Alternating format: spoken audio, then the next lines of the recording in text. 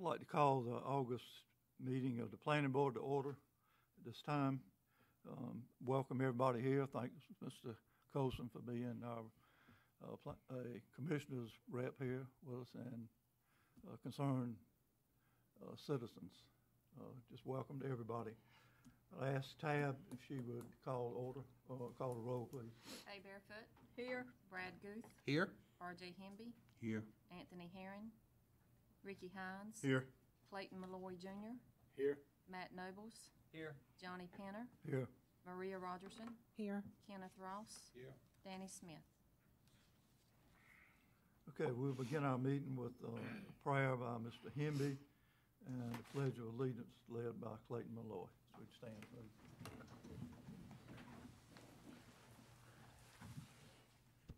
Oh, wise eternal God, our Father, Lord, again, we thank you so much for this opportunity to come. Right now, Lord, we ask that you would just bless our leadership to give us the wisdom and knowledge to do the people's business. And as we do it, Lord, take us out of self and let it be amazing grace. These and all other blessings, that's in your name. Amen. Amen. Amen. Return to flag. I pledge allegiance to the flag of the United States of America and to the republic for which it stands, one nation, under God, indivisible, with liberty and justice for all.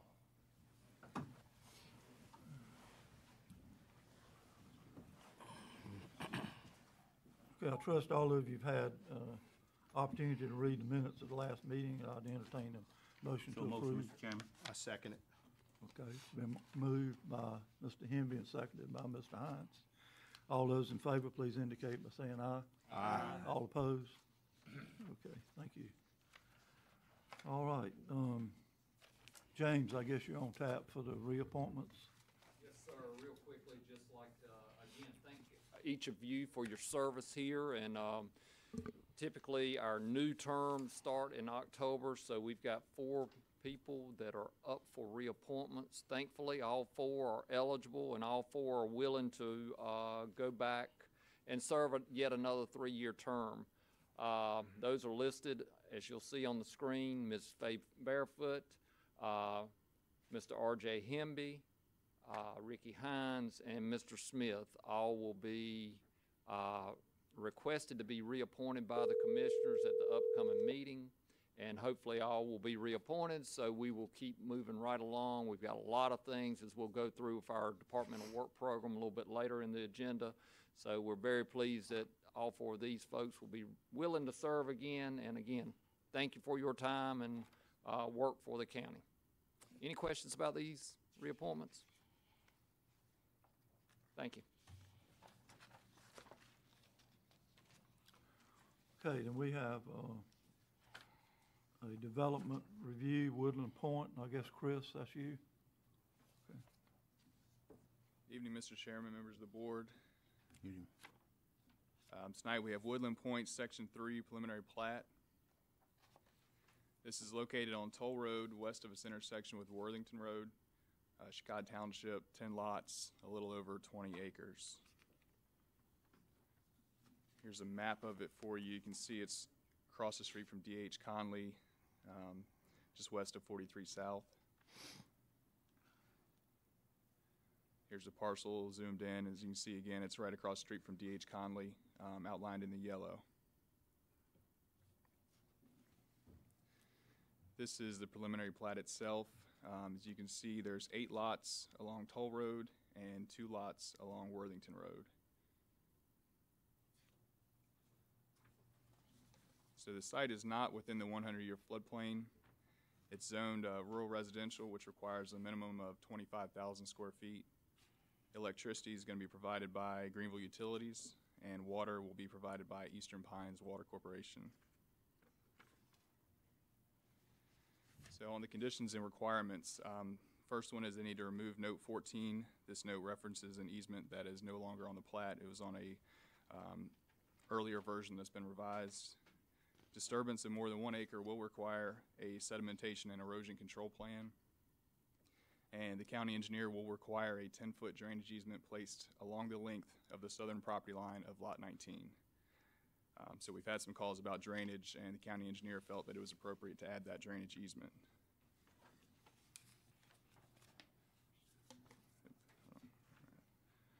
So the water main terminates at parcel 56326, basically at the end of Woodland Point Section 2.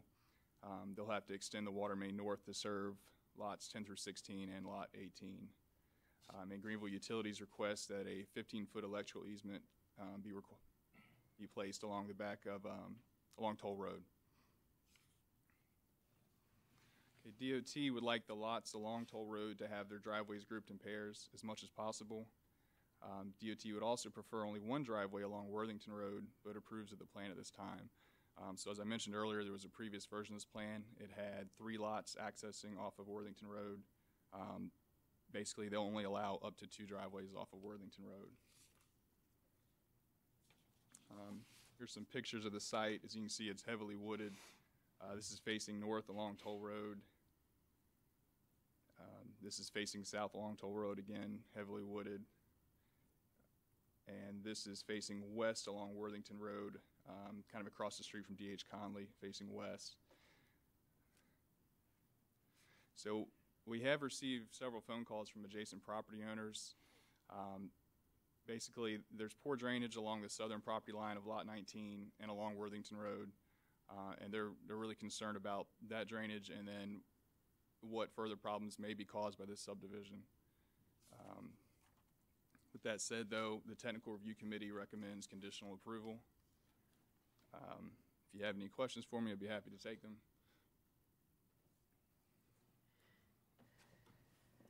Any members of the board got a question for Chris? Okay. No.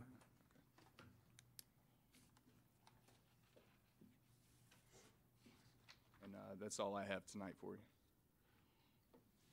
Okay, I guess we're open for public input. And we do have one person listed tonight, Mr. Tootin, William Tootin. Yes, sir. Mr. Tootin, we just asked it, if you would, to limit your comments to 3 minutes, please. Yes, sir. Well, I'd like to thank you and the board for allowing me this time to Yes, sir. my concerns. I've lived down on Worthington Road about 40 years, and we have a severe drainage problem. Anytime we have severe storms or hurricanes, if you've ever been down there, about all the lots flood and water comes in. My only concern for my neighbors and myself right now is this is going to impact us. At this time, we can't really have any more water, kind of pouring in on us from anything that might develop. If that's not going to be a problem, then we don't have a concern. But the concern is we don't want any more hardships, than we're already going through right now as far as rain and hurricanes. We usually flood, buildings usually flood, and it causes, a big problem in that area. Very poor drainage, like I said, and if you can help us with that and make sure that it's not going to give us any more hardships, then we would appreciate it. Thanks, sir. Thank you.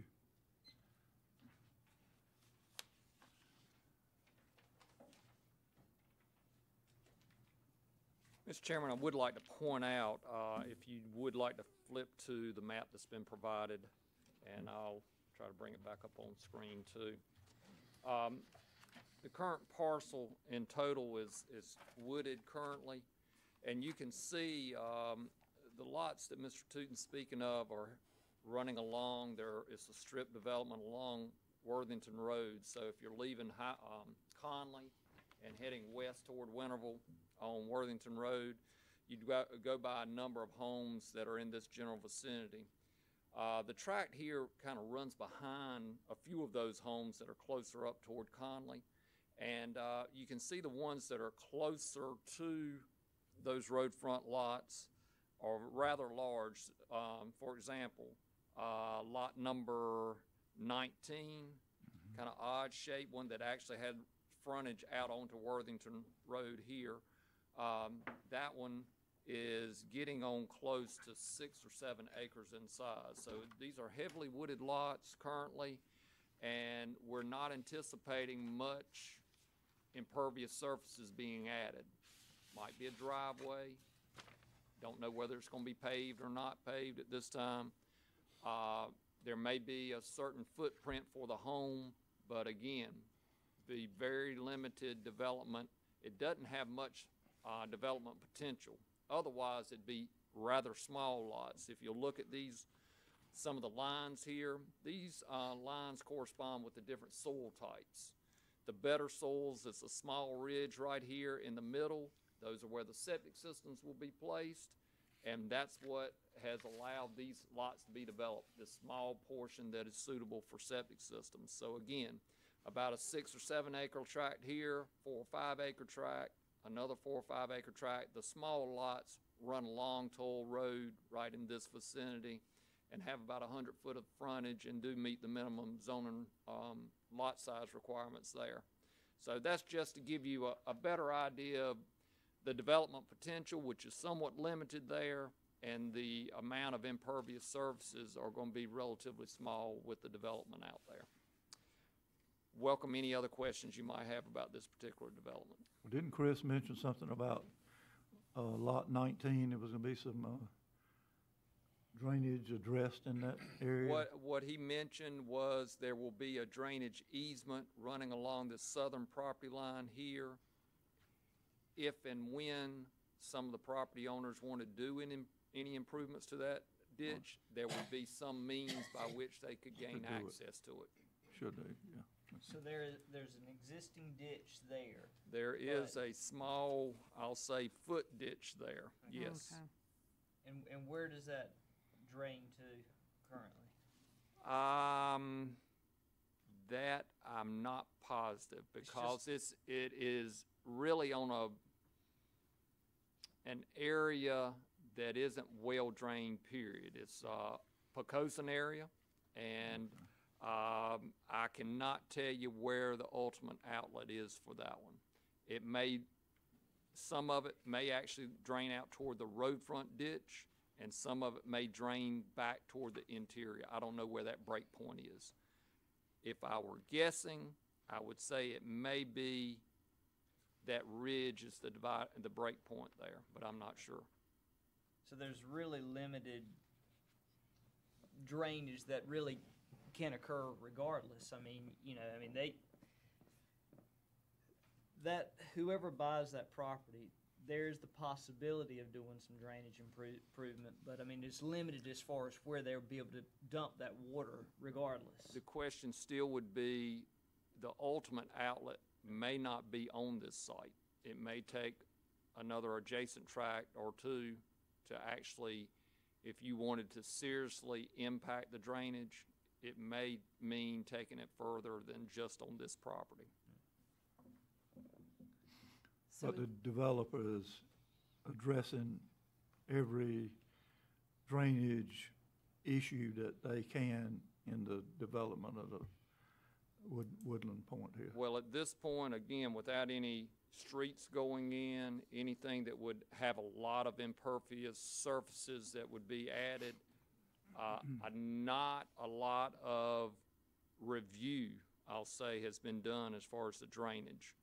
What has been done is to ensure there's an adequate place for the septic systems to go that is better drained land, again, along that small ridge area in the heart of the property. And of course, there is some provided by the NCDOT road front lots there on Toll Road. But outside of that, there's very limited drainage improvements except the lay of the land itself, where there's a little sheeting off there at, near and around the ridge. So the developer's only subdividing it and then selling them off and not doing any improvements to the lots before selling them? Not any improvements. It is as is, except it comes with a septic system permit and a driveway permit.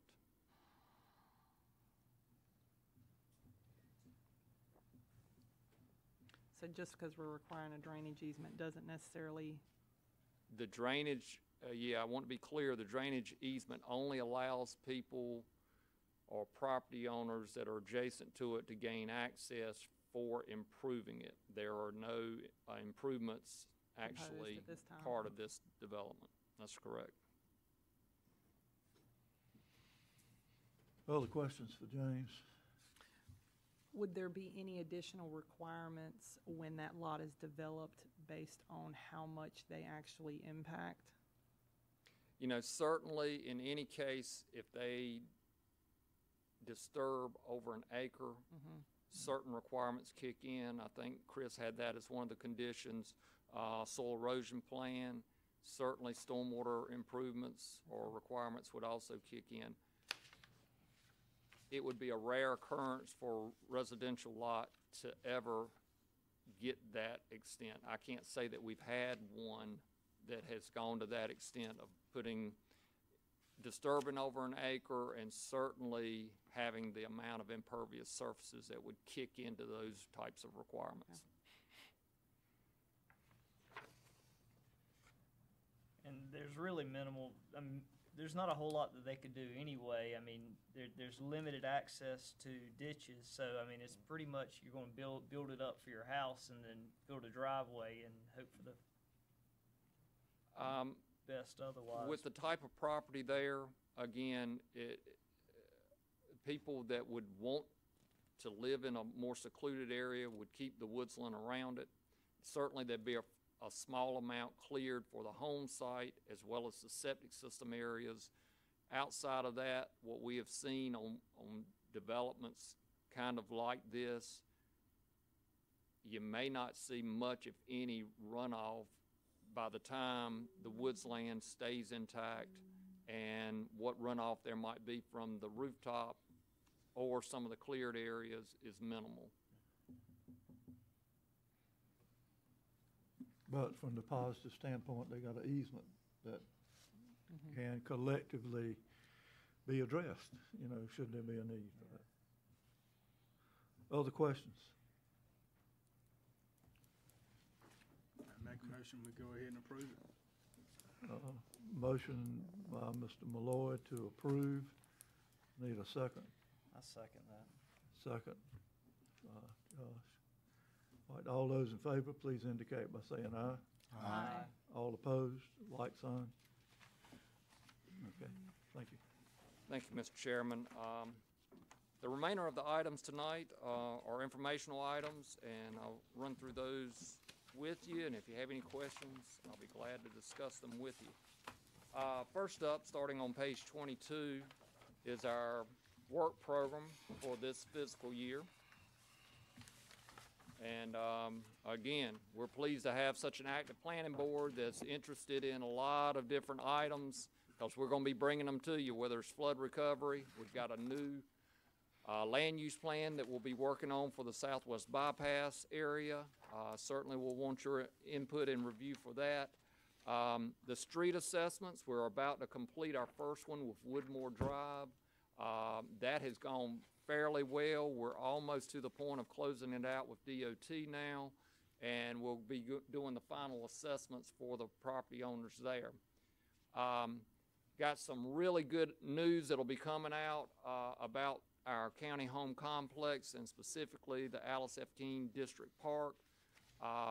If you're out there, we just had a large wooded area to the south of that site that the commissioners have granted. Community Schools and Recreation kind of granted it as an extension to the park, and just recently we've had someone go in and actually mulch out a trail, a nature trail through the wooded area. It looks great. It's about a mile long if you take in some of the loops. If you're out there, we still got it somewhat cordoned off, but it should be open in the very near future, and we'll be having some other announcements to come out about that. But that was a really good extension to that one, especially for folks that might want to walk on softer surfaces versus the asphalt trail. It is really a nice extension there. Other items, especially with our Hurricane Floyd, Eli originally put Hurricane Floyd in there, so I still got it on my mind. Hurricane Matthew recovery. Mr. Hemby still has those flashbacks too. So That's right. Hurricane Matthew recovery, we're in full swing now. We've got 11 properties that have been approved through the buyout program. That is a minimal amount of what we were hoping for, but what we are finding out, there are other programs. Our repair program is kicking off. We've got about 16 folks that have already qualified for that program. That's our essential single-family rehabilitation program. And our last one will be, hopefully, a community development block grant that will provide replacement housing. Again, we've got the extreme of buyout and relocating folks on one end, repairing people's homes on the other end. In between there, we've got some homes that have been substantially damaged that need to be replaced. And that's where we hope these CDBG funds will come in, and that we'll be holding a public hearing at Monday night's commissioners meeting to start that process. So a lot of items listed in here. We got a lot of work to be done, and we do appreciate your assistance with any and all of that. So we'll certainly get your involvement with the Southwest Bypass Land Use Plan, and that's we're in the process of negotiating with some of the contractors that have submitted proposals. With that plan, just know that a substantial amount of the funding that goes into that plan is coming from the Department of Transportation, and we're having to do a lot of extra steps to ensure we get that funding, but hopefully in the end we'll have a better product too. Any questions about the work program?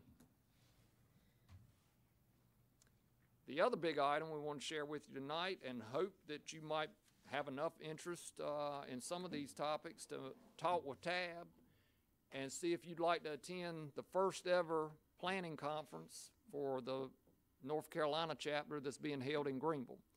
Planning staff's been working hard to bring it here for many years. We finally got it here this year.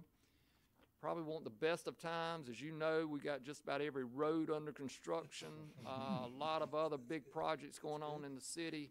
However, you don't turn this down. So this is coming at the end of September. We've got a lot of good sessions that have already been approved. We're going to highlight Pitt County. We're going to take folks out to the county home complex. We're going to get them on some of our trails. We're going to take them down to the Environmental Education Center. So there's some good mobile sessions and a lot of other sessions ranging from everything from agritourism on up to urban design. So, and everything in between, kind of like what our theme is this year, rural, urban, and points in between. We're going to cover it all. So if you get a chance, look at the program that we put together on pages 24 through 26. A lot of good information there. Would also like to acknowledge our Public Information Office. They have been instrumental in helping put together the logo that you see up here. Hopefully you see Pitt County as the backdrop for the logo here, and with the banner kind of wrapped around it. So they've been instrumental in getting some of the graphics together, as well as helping with the program design overall. So got a lot of good things coming out of that. We're excited to bring it here to Pitt County and Greenville. See Tab if you're interested in attending any of those sessions. These other informational items are ones that you've either seen previously or ones that deal with the zoning ordinance on this first screen anyway. Our sand mines, both were approved by the commissioners. Both of those, as you recall, were on Shepherd Mill Road. We also had some county-initiated rezonings that were a part of another sand mine that was considered off 264 and Rams Horn Road. Both of those were approved as well. The Candlewick project. Finally glad to be able to tell you we've got a contract to start construction of that. So we should have that completed in about 6 to 8 months. T.A. Loving is our contractor. You'll be seeing a lot. If you go down Stantonsburg Road, you might want to avoid it because of the Southwest Bypass and this particular project, because there's going to be a lot of construction going on between the Southwest Bypass and the Candlewick area over the next few months. The other items deal with some of the things I've mentioned already about flood recovery efforts. I will tell you we have another buyout program that was associated with Hurricane Irene that will cover 5 properties that are actually located for the most part in the Grifton area. One's an outlier just north of the river. We do have our departmental monthly reports included and some other articles that Tab's kind of collected over the last couple of months. And a lot of this information and more is on our website. We've got that link for you on the screen. And Mr. Chairman, that's all we have for tonight. Be glad to answer any of your questions that you have. Anybody have any questions for James tonight? Well, congratulations on getting the North Carolina Planning Conference here. I know you're looking forward to all that hard work. We hope to make you guys proud, as well as our commissioners. Yeah. Thank you. Okay, if there's no further business, then I will declare the meeting adjourned. Thank you for your presence. Harrington.